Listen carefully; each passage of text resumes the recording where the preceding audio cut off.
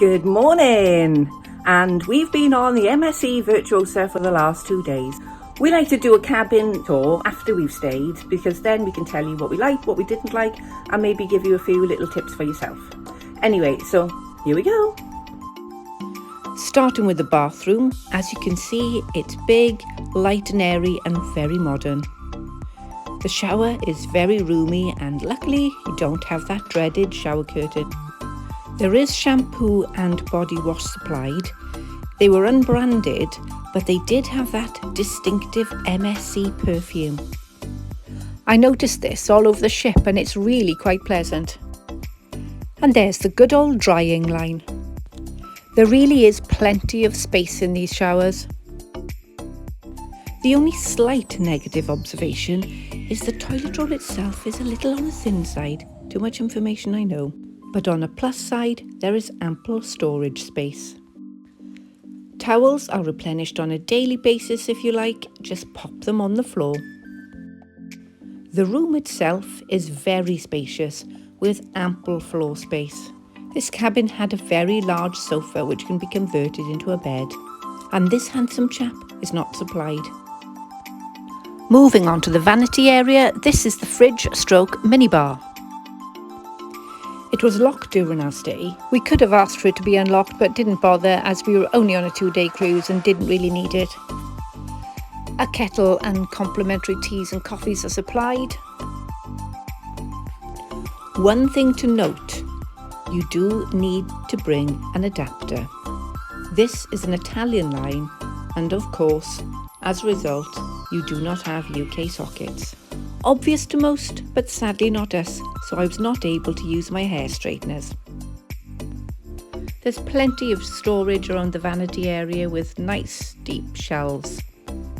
And to order room service, you just scan this barcode. Luggage labels are actually supplied the night before. You're provided with an information leaflet explaining when to leave your cases outside for collection.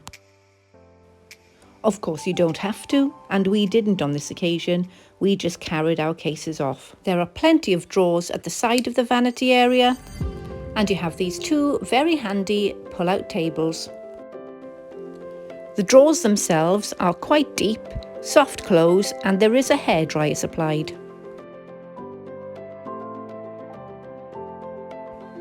The wardrobe is very spacious, with a full-length area for longer garments. It is a little bit of a squeeze between the sofa and the actual wardrobe itself, but not too bad.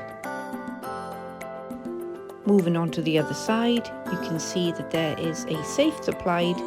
It's a little bit on the small side, you couldn't get a huge amount of items in there, but there are lots of deep shelves and more drawers. This was left by the previous passenger, which was slightly disappointing, I have to say. This is Zoe, which is like an onboard Alexa. You just connect it to your phone and you could use it then to give you information or as a speaker.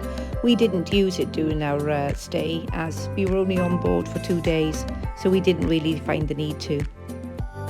Again, a nice little shelf area to put in your leaflets and bits and pieces and all your information supplies.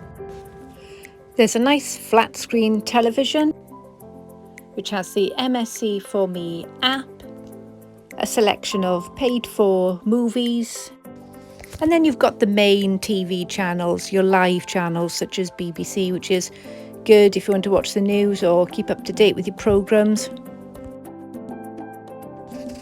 And then onto the bed. Well, the bed is superb, absolutely super comfy and a fantastic night's sleep. And then we have good size bedside cabinets with built-in shelves. The bedside lights are touch on and off, and as you can see, you have your USB port. And there's an exact repeat on the other side. And then on to the balcony area. As you can see, it is an enclosed balcony.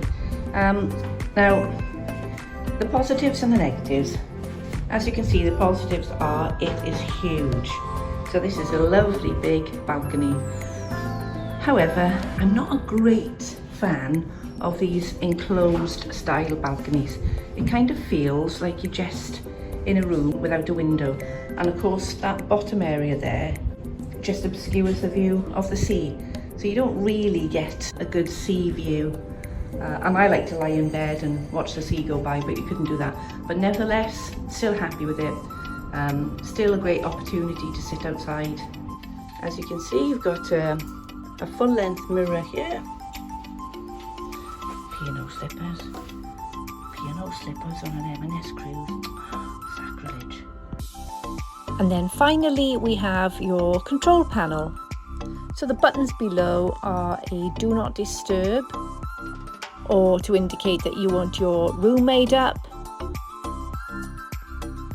And then the panel above is your air conditioning and your heat control.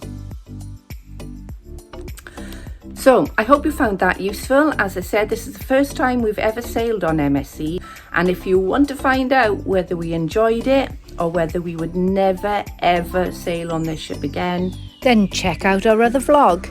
See you there.